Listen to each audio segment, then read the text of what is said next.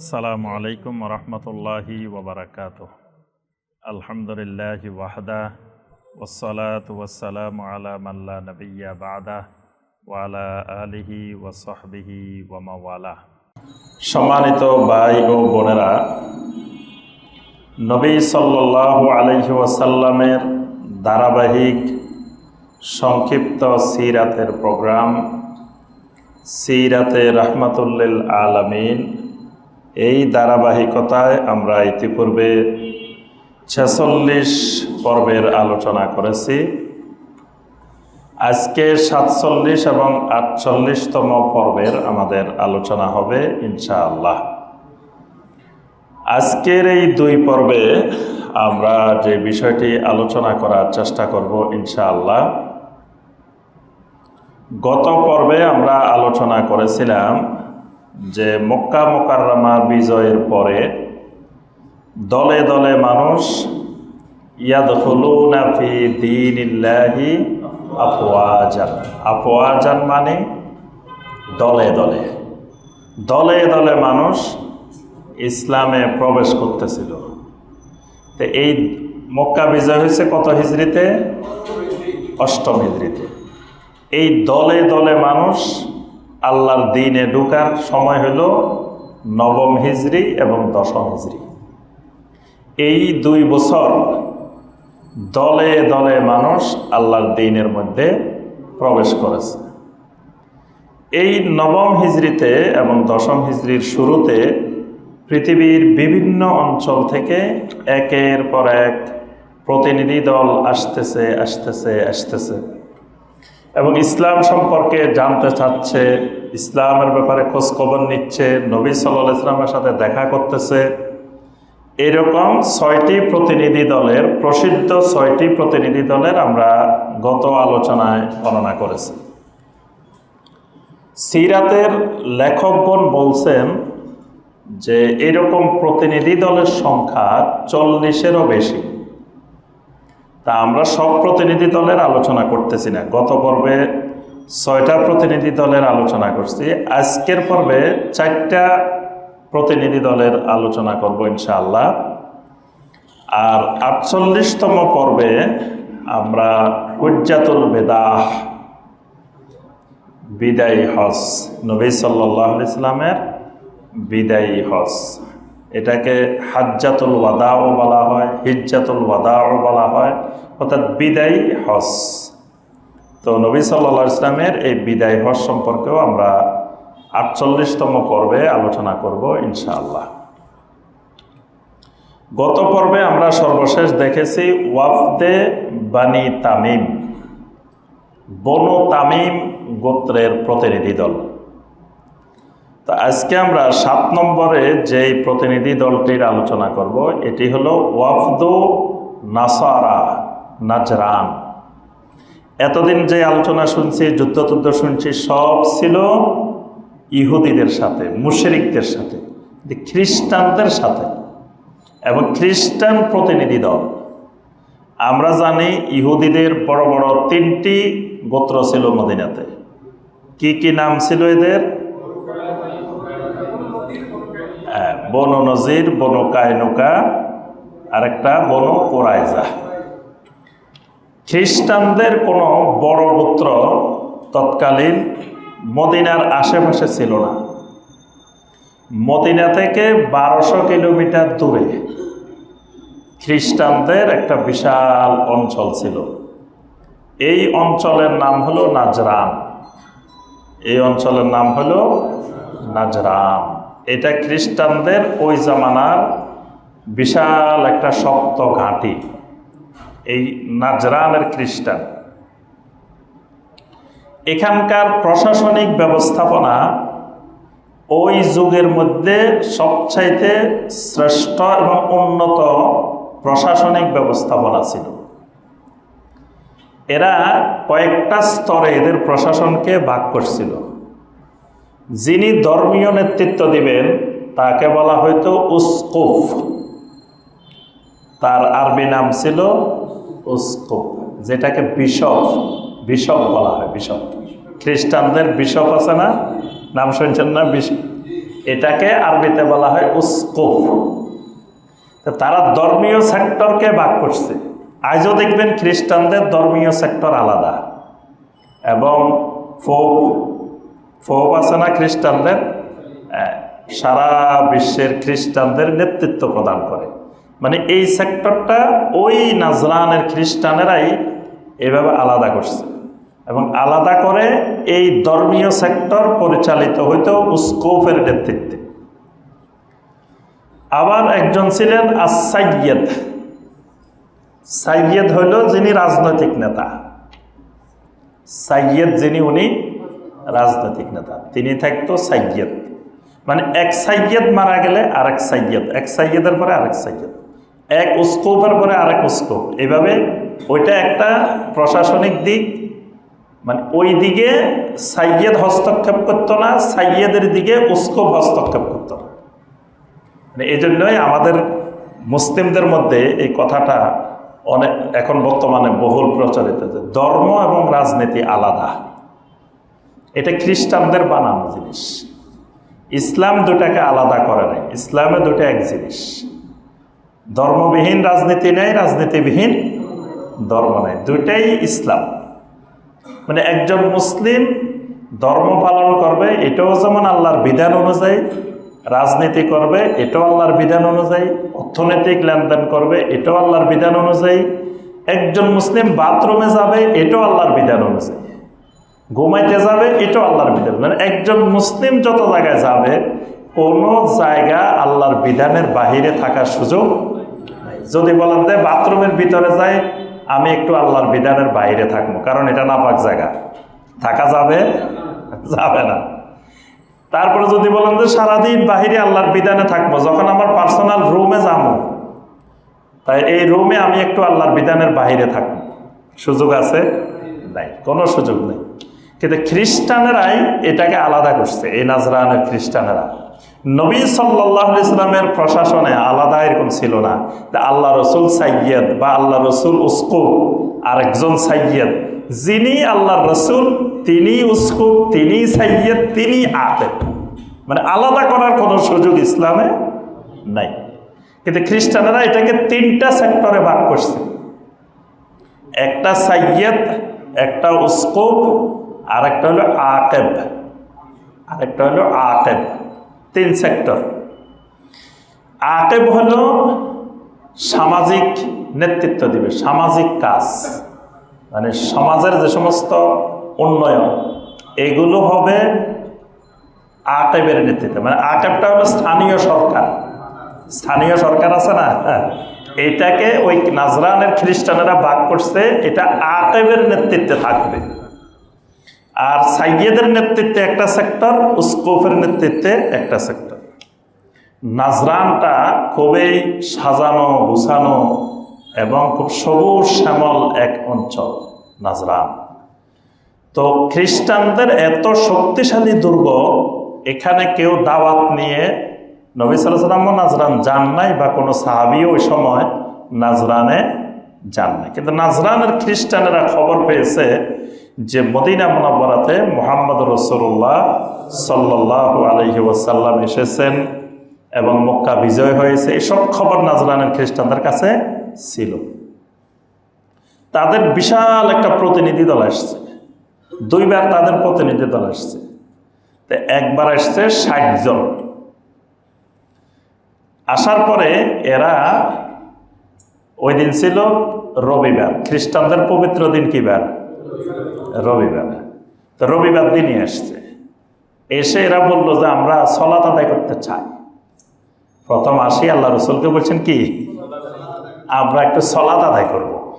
তা আল্লাহ রসুল সাল্লাল্লাহু আলাইহি ওয়াসাল্লাম বললেন, সাহাবায়ে কেরামকে নির্দেশ দিলেন, এদেরকে সালাতের ব্যবস্থা করে দাও, মসজিদে নববীতে ব্যবস্থা করে দাও। এটাকে আজকের জমানায় অনেকে আবার এটার ধর্মনিরপেক্ষতার দলিল বানায়। দেখো, একই মসজিদে নববীতে খ্রিস্টানদেরকেও আল্লাহ রসুল নামাজ পড়তে দিয়েছে। এখানে নবী সাল্লাল্লাহু আলাইহি ওয়াসাল্লাম খ্রিস্টানদেরকে দিয়েছেন যে তারা সালাত আদায় করবে, আর এখানে তারা মূলত ইসলাম সম্পর্কে জানতে আসছে, তারা মেহমান। নবী সাল্লাল্লাহু আলাইহি ওয়াসাল্লাম জায়গা দিয়েছেন মসজিদে নববীর ভিতরে, এরা মসজিদে হারামের দিকে ফিরে সালাত আদায় করে নাই, এরা সালাত আদায় করছে মসজিদে আকসার দিকে ফিরে সালাত আদায়। সাহাবাই কেরাম বাধা দেওয়ার জন্য গেছেন যে মসজিদে নববীর ভিতরে সালাত আদায় করবে, আবার মসজিদে আকসার দিকে ফিরবে, এটা হবে না। নবী সাল্লাল্লাহু আলাইহি ওয়াসাল্লাম নিষেধ করছেন, এটা তোমরা বাধা দিও না। তারা মসজিদে আকসার দিকে ফিরেই সালাত আদায় করে। তারা জামাতে তাদের উস্কুফের নেতৃত্বে আপনার মসজিদে আকসার দিকে ফিরেই সালাত আদায় করছে। সালাত আদায় শেষ, এবার ওদের উস্কুফ আসছে নবী সাল্লাল্লাহু আলাইহি ওয়াসাল্লামের সাথে কথা বলার জন্য। তো এসে বলতেছে, আচ্ছা ঈসা আলাইহিস সালাম সম্পর্কে আপনার ধারণা কি? নবী সাল্লাল্লাহু আলাইহি ওয়াসাল্লামকে জিজ্ঞাসা করলেন। নবী সাল্লাল্লাহু আলাইহি ওয়াসাল্লাম বললেন, ঈসা আলাইহিস সালাম একজন আল্লাহর নবী, তিনি ঈসা ইবনে মারিয়াম, তিনি মারিয়ামের ছেলে, তিনি রূহুল্লাহ, তিনি কালেমাতুল্লাহ। নবী সাল্লাল্লাহু আলাইহি ওয়াসাল্লাম কোরআনে যে সিফাতগুলো ঈসা আলাইহিস সালামের শানে ব্যবহার হয়েছে এগুলো বলছেন। তো তারা বলল যে না, এটা তো হয় না, ঈসা আলাইহিস সালাম তো ইবনুল্লাহ, আপনি বলতেছেন ইবনু মারিয়াম, ইবনু মারিয়াম না, ঈসা আলাইহিস সালাম হলো কি ইবনুল্লাহ। নবী সাল্লাল্লাহু আলাইহি ওয়াসাল্লাম বললেন কখনো ইবনুল্লাহ নয়, এটা শিরিক। ঈসা আলাইহিস সালাম আল্লাহর বান্দা, আব্দুল্লাহ ওয়া রাসূলুহু, তিনি আল্লাহর বান্দা ছিলেন, তিনি আল্লাহর রাসূল ছিলেন, তিনি কখনো আল্লাহর ছেলে ছিলেন না। তখন আল্লাহ রাব্বুল আলামিন সূরা আলে ইমরানের 59 থেকে 61 নম্বর আয়াতে কারিমা নাযিল করছেন। আল্লাহ পাক বলছেন, ইন্না মাসালা ঈসা ইনদাল্লাহি কামাসালি আদম খলাকাহু মিন তুরাবিন সুম্মা ক্বালা লাহু কুন ফায়াকুন আল হাক্কু মির রাব্বিক ফালা তাকুম মিনাল মুমতারিন। ইন্না মাসালা ঈসা ইনদাল্লাহি কামাসালি আদম, আল্লাহ পাক বলেন ঈসা আলাইহিস সালামের দৃষ্টান্তটা হলো আল্লাহর কাছে আদমের দৃষ্টান্তের মতো। তাহলে মানে আল্লাহ পাক নবী সাল্লাল্লাহু আলাইহি ওয়াসাল্লামকে শিক্ষা দিচ্ছেন যে আপনি তাদেরকে জিজ্ঞাসা করেন, তাহলে আদম আলাইহিস সালাম কার ছেলে? যদি ঈসা আলাইহিস সালামের বাপ না থাকার কারণে ঈসা আলাইহিস সালাম হয়ে গেছে ইবনুল্লাহ, তা আদম কার ছেলে? আদমের তো মাও নাই, বাপও নাই, কোনোটাই নেই। এই জন্য আল্লাহ বলছেন ইন্না মাসালা ঈসা ইনদাল্লাহি কামাসালি আদম খলাকাহু মিন তুরাবিন। আদমকে আল্লাহ পাক সৃষ্টি করেছেন মাটি থেকে, তুরাব থেকে। সুম্মা ক্বালা লাহু কুন ফায়াকুন, এরপরে আল্লাহ পাক বলছেন হও, হয়ে গেছে। সুবহানাল্লাহ। আল হাক্কু মির রাব্বিকা ফালা তাকুম মিনাল মুমতারিন, হক আপনার রবের পক্ষ থেকে আসে। মানে খ্রিস্টান হোক আর ইহুদি হোক, হক আপনার রবের পক্ষ থেকে আসতে হবে। আপনি বুঝাইলেও কাজ হবে না যদি আল্লাহর পক্ষ থেকে হক না আসে। সুতরাং ফালা তাকুম মিনাল মুমতারিন, খ্রিস্টানদের এসব কথা শুনে আপনি সন্দেহকারীদের অন্তর্ভুক্ত হবেন না। আচ্ছা, এরপরে এরা জোর খাটাইতেছে, দেখো আল্লাহু আকবার, কি সাংঘাতিক কথা, একজন আল্লাহর ছেলেকে আপনি আল্লাহর মরিয়মের ছেলে বানাই দিচ্ছেন, কত বড় নাফরমানি করে ফেলছেন। মানে এরা আশ্চর্য হয়ে গেছে, এত বড় আল্লাহর নাফরমানি করে ফেলছে আল্লাহ রাসূল, কি সাংঘাতিক জিনিস। এখন আল্লাহ পাক বলছে আচ্ছা এরপরেও যদি তারা আপনার সাথে তর্ক বিতর্ক করে মানে নিতে না পারে, তাহলে এদেরকে বলেন মুবাহালা করার জন্য। কি করবে? মুবাহালা। মুবাহালা তো জানেন নাকি? মুবাহালা না, বাহাস না। মুবাহালা হলো তার নিজের রক্তের সম্পর্কের, মানে তার সন্তান সন্ততি, এদেরকে নিয়ে আসবেন দুই পক্ষই, নিজেও আসবে সন্তান সন্ততিও নিয়ে আসবে, এক জায়গায় একত্রিত হবে। একত্রিত হয়ে বলবে, এও বলবে যে আল্লাহ আমার এটা যদি হক হয় তাহলে তুমি আমাকে বাঁচাই রাখো, আর যদি হক না হয় আমার উপরে তোমার লানত বর্ষণ করো। দুইজনেই বলবে। এটার নাম হলো কি? মুবাহালা। তা আল্লাহ পাক ঘোষণা দিয়েছেন যে আপনি তাদেরকে ডাকেন আপনার সাথে মুবাহালা করার জন্য। আপনি বলবেন ঈসা ইবনে মারিয়াম, তারা বলবে ঈসা ইবনুল্লাহ। তারা যদি তাদের দাবিতে সত্যবাদী হয় তাহলে তারা তাদের উপরে লানত করবে, আপনিও আপনার উপরে লানত করবেন। কে সত্যবাদী? মুবাহালার মাধ্যমে আল্লাহ পাক স্পষ্ট করে দেবেন। সুবহানাল্লাহ। সূরা আলে ইমরানের 61 নম্বর আয়াতে আল্লাহ পাক বলছেন, ফামান হাজ্জাকা ফীহি মিন বা'দি মা জাআকা মিনাল ইলম ফাকুল তাআলাউ নাদউ আবনাআনা ওয়া আবনাআকুম। যদি আপনার কাছে এলেম এসে যাওয়ার পরেও তারা আপনার সাথে তর্ক বিতর্ক করে, আপনি বলেন আসো আমাদের সন্তান নিয়ে আসো, তোমাদের সন্তান নিয়ে আসো, মানে আমরা আমাদের সন্তান সন্ততি নিয়ে আসবো, তোমরা তোমাদের সন্তান সন্ততি নিয়ে আসো। ওয়া নিসাআনা ওয়া নিসাআকুম, আমরা আমাদের স্ত্রীদেরকে নিয়ে আসবো, তোমরা তোমাদের স্ত্রীদেরকে নিয়ে আসো। আসার পরে সুম্মা নাবতাহিল, এরপরে আমরা মুবাহালা করব। মুবাহালার মধ্যে কি বলবো? ফানাজাআল লানাতাল্লাহি আলাল কাযিবিন, মিথ্যাবাদীদের উপরে আল্লাহর লানত বর্ষিত হোক। দেখি তোমরা যদি তোমাদের দাবিতে সত্যবাদী হও তো মুবাহালায় আসো। তো এরা প্রথম দিকে খুব লাফাইছে, এরপরে তো ভিতরে ভিতরে তো জানে যে আসলে আমাদের এটা ভুলও হইতে পারে, মানে তাদের বিশ্বাসের উপরে তাদের ইয়াকিন নাই। বিশ্বাস আছে কিন্তু বিশ্বাসের উপরে ইয়াকিন নেই। আল্লাহ রাসূল সাল্লাল্লাহু আলাইহি ওয়াসাল্লাম হাসান, হুসাইন, ফাতেমা রাদিয়াল্লাহু তাআলা আনহুম এদেরকে নিয়ে হাজির হয়ে গেছেন মুবাহালার জন্য।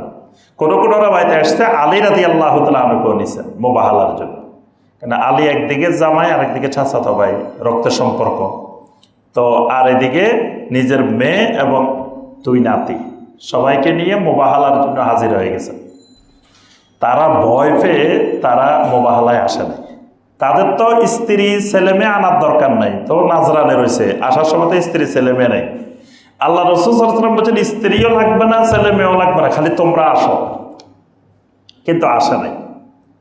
মুবাহালার মধ্যে নাজরানের খ্রিস্টানেরা আসে নাই। আচ্ছা, এবার এরা মসজিদের নববীতে থাকতে থাকতে ইহুদিদের একটা দলও আসছে। ইহুদিরা এদেরকে চিনে, নাজরানের খ্রিস্টানদেরকে চিনে। তো নাজরানের খ্রিস্টানদেরকে বলতেছে যে কি ব্যাপার, তোমরা কি জন্য আসছো? দুজনের কথাবার্তা বলতেছে, বলতে বলতে ইব্রাহিম আলাইহিস সালাম নিয়ে ঝগড়া লাগে গেছে 2 গ্রুপ।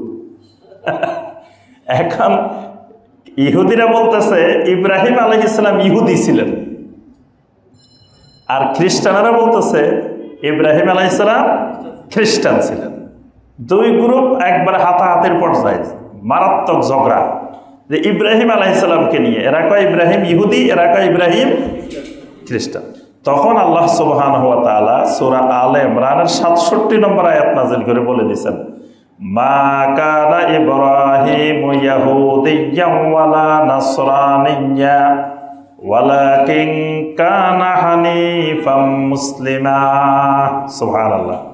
বলছেন ইব্রাহিম ইহুদিও ছিলেন না, খ্রিস্টানও ছিলেন না, ইহুদিও ছিলেন না, নাসারাও ছিলেন, ছিলেন কি? ওয়ালাকিন কানা হানিফাম মুসলিমা, তিনি ছিলেন একনিষ্ঠ মুসলিম। হানিফ ছিলেন, মুসলিম ছিলেন তিনি। তিনি ইহুদিও ছিলেন না, খ্রিস্টানও, কারণ তার সময় তো ইহুদি খ্রিস্টান ছিলই না। কি বলেন? এখন যদি কেউ বলে যে আবু বকর রাদিয়াল্লাহু তাআলা, ওমর রাদিয়াল্লাহু তাআলা এরা হানাফি ছিলেন না শাফি ছিলেন, কেউ যদি ঝগড়া লাগে তখন উত্তর কি হবে? যে মা কানা আবু বকর ওয়া ওমর হানাফিয়ান ওয়ালা শাফিয়ান, হানাফিও ছিলেন না শাফিও ছিলেন না, তো কি ছিলেন তাইলে? তাহলে ওয়ালাকিন্নাহুম কানু হানিফাম মুসলিমা, তারা ছিলেন কি? একনিষ্ঠ মুসলিম ছিলেন। এই জন্য আল্লাহ জবাব দিয়েছেন যে ইব্রাহিম ইহুদিও ছিলেন না, কারণ ইহুদি খ্রিস্টান তো তার সময় ছিলই না। এই ইহুদি নামধারণ, নাসারা নামধারণ, এটা তো পরবর্তী যুগে লোকেরা করছে। ইব্রাহিম আলাইহিস সালাম নিজেকে কখনো ইহুদিও পরিচয় দেন নাই, নাসারাও পরিচয় দেন নাই। এরপরে তারা এখান থেকে চলে গেছে, ইসলাম গ্রহণ না করে আবার নাজরানে ফিরে গেছে। ফেরত যাওয়ার পরে তাদেরকে নাজরান লোকেরা জিজ্ঞেস করতেছে, তোমরা কি কি জানিয়ে আসলা, কি কি শিখিয়ে আসলা? তখন সব বর্ণনা দিছে। বর্ণনার পরে ওখানকার লোকেরা কিছু কিছু লোক বলতেছে সাংঘাতিক, এরা ঈসাকে আল্লাহ ছেলে মানে না, এরা তো খুবই জঘন্য। আবার কিছু কিছু লোক সাথে সাথে এরা যাওয়ার পরে ইসলাম গ্রহণ করছে, সুবহানাল্লাহ।